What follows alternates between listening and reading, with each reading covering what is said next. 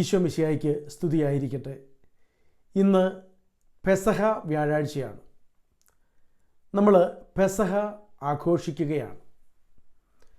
പെസഹ ആഘോഷിക്കുമ്പോൾ ആദ്യം മനസ്സിലാക്കേണ്ട ഒരു കാര്യം, നമ്മൾ പഴയ നിയമത്തിലെ പെസഹ അല്ല ആഘോഷിക്കുന്നത്. പഴയ നിയമത്തിലെ പെസഹായുടെ പൂർത്തീകരണമായ ഈശോയുടെ പെസഹയാണ് നമ്മൾ ആഘോഷിക്കുന്നത്. അല്പം കൂടി വ്യക്തമായി പറഞ്ഞാൽ, ഈശോ പരിശുദ്ധ കുർബാന സ്ഥാപിച്ച ദിവസമാണിന്ന്.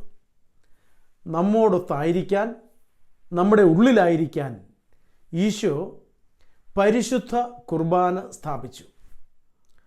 പരിശുദ്ധ കുർബാനയെപ്പറ്റി എത്രമാത്രം വർണ്ണിച്ചാലും എത്രമാത്രം വിശദീകരിച്ചാലും അത് മനസ്സിലാകണമെന്നില്ല.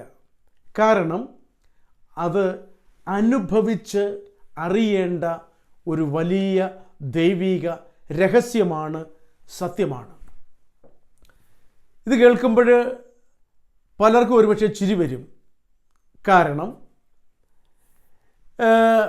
പലരും പറയാറുണ്ട്, യേശുവിനെങ്ങനെ ശരീരം അപ്പമാക്കി തരാൻ പറ്റും, അല്ലെങ്കിൽ അപ്പം എങ്ങനെ യേശുവിൻ്റെ ശരീരമാകും.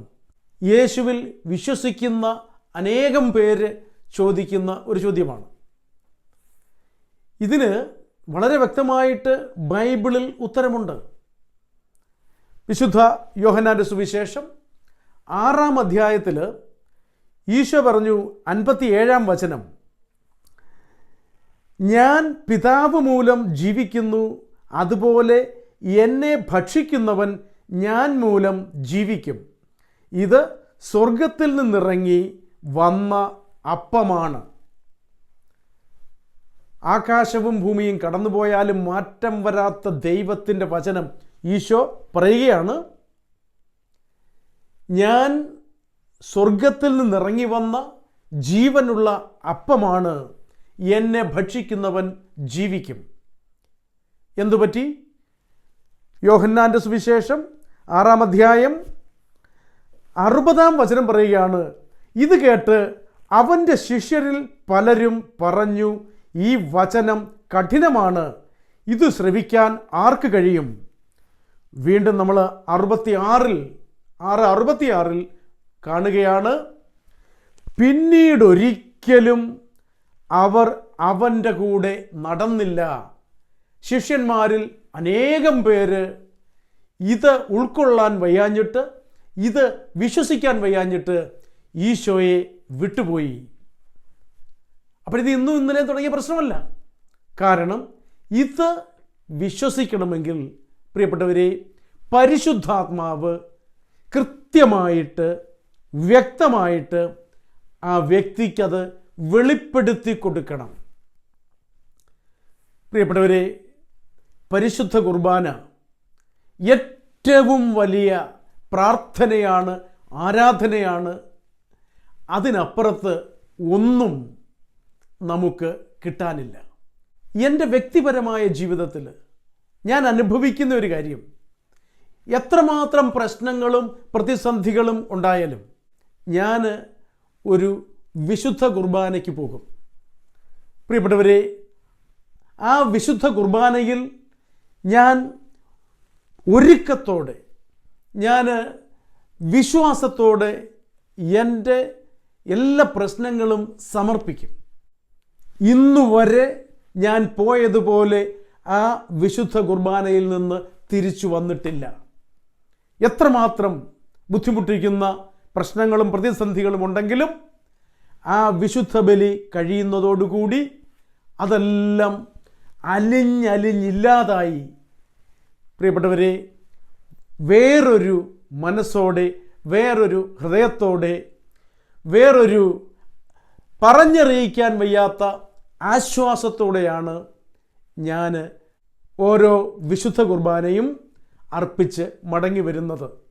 പ്രിയപ്പെട്ടവരെ, നിങ്ങളുടെ ഏത് പ്രശ്നമായിരുന്നാലും, ഏത് പ്രതിസന്ധിയായിരുന്നാലും, എത്രമാത്രം ഉത്തരം കിട്ടാത്ത സാഹചര്യത്തിലൂടെയാണ് കടന്നു പോകുന്നതെങ്കിലും നിങ്ങളത് വിശ്വാസത്തോടെ ഒരുക്കത്തോടെ വിശുദ്ധ കുർബാനയിൽ സമർപ്പിച്ചാൽ ഒരിക്കലും നിങ്ങൾക്ക് നിരാശപ്പെടേണ്ടി വരികയില്ല.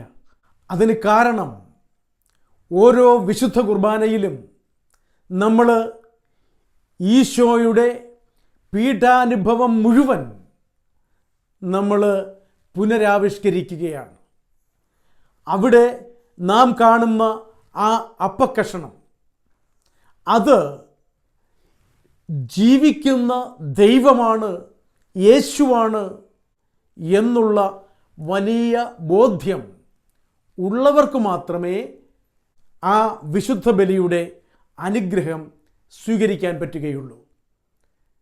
അത് സാക്ഷാൽ ദൈവമാണെങ്കിൽ, അത് ആ അപ്പക്കഷണം സാക്ഷാൽ യേശുവാണെങ്കിൽ, പ്രിയപ്പെട്ടവരെ, ആ നമ്മുടെ മുൻപിൽ കാണുന്ന ദൈവത്തോട്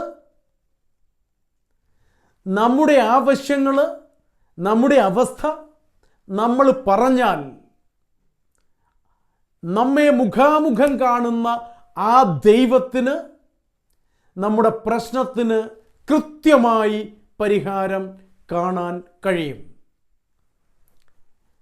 ദൈവത്തെ മുഖാമുഖം നമുക്ക് ഈ ഭൂമിയിൽ കാണാൻ പറ്റുന്ന ഏറ്റവും വലിയ അനുഗ്രഹിക്കപ്പെട്ട സമയമാണ് പരിശുദ്ധ കുർബാന.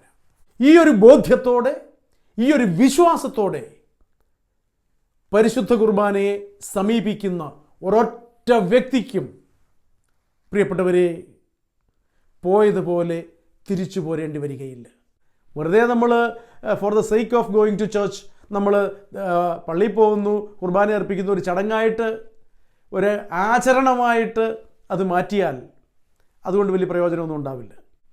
ആത്മാർത്ഥതയോടെ, വിശ്വാസത്തോടെ, ഒരുക്കത്തോടെ ഈ 3 കാര്യങ്ങളാണ് വേണ്ടത്. വിശുദ്ധ കുർബാന അർപ്പിച്ചാൽ അതിൽ നിന്ന് കിട്ടുന്ന അനുഗ്രഹം, അതിൽ നിന്ന് കിട്ടുന്ന ശക്തി, അതിൽ നിന്ന് കിട്ടുന്ന ഊർജം, പ്രിയപ്പെട്ടവരെ, അത് അനുഭവിച്ചറിയണം. ഇത് പറയുമ്പോൾ പലർക്കും ഒരുപക്ഷെ ഇതൊരു തമാശയായിട്ട് തോന്നും. പ്രിയപ്പെട്ടവരെ, ബൈബിളിൽ ഒത്തിരിയേറെ ഉദാഹരണങ്ങൾ കാണുന്നുണ്ട്. 1 സാമുവേൽ 17-ാം അധ്യായത്തിൽ ദാവീദ് വലിയ മല്ലനായ ഗോലിയാത്തിൻ്റെ അടുത്തേക്ക് ഒരു വടിയുമായി ചെല്ലുകയാണ്. ഇത് ദൈവത്തിൻ്റെ വടിയാണ്, ദൈവത്തിൻ്റെ ശക്തിയുടെ അടയാളമാണ്. ആ ദൈവിക അധികാരത്തിൻ്റെ വടിയാണിത്. ആ വടി കണ്ടപ്പോൾ മല്ലനായ ഗോലിയാത്തിന് തോന്നിയത് ഇത് പട്ടിയെ അടിക്കുന്ന വടിയാണ്. ഇതുപോലെയാണ് ദൈവത്തിൻ്റെ ആയുധങ്ങൾ, ദൈവത്തിൻ്റെ ശക്തി. അവിശ്വാസിക്ക് അത് ഒരു തമാശയാണ്, അത് പരിഹസിക്കാനുള്ള ഒരു അടയാളമാണ്. പ്രിയപ്പെട്ടവരെ, ഇന്ന് നമ്മൾ ഈ പെസഹ ആഘോഷിക്കുമ്പോൾ മനുഷ്യവംശത്തിന് കിട്ടിയ, ഈശോ മനുഷ്യവംശത്തിന് നൽകിയിട്ട് പോയ ഏറ്റവും വലിയ അനുഗ്രഹം നാം ആഘോഷിക്കുകയാണ്. പരിശുദ്ധ കുർബാന നമുക്ക് ആഗ്രഹത്തോടെ, വിശ്വാസത്തോടെ, ഒരുക്കത്തോടെ നമുക്ക് അർപ്പിക്കാം. അത് എല്ലാ പ്രശ്നങ്ങൾക്കും, എല്ലാ പ്രാർത്ഥനയ്ക്കും, എല്ലാ ആവശ്യങ്ങൾക്കും ഉള്ള മറുപടിയാണ്, ഉത്തരമാണ്. ദൈവം നമ്മളെ സമൃദ്ധമായിട്ട് അനുഗ്രഹിക്കട്ടെ.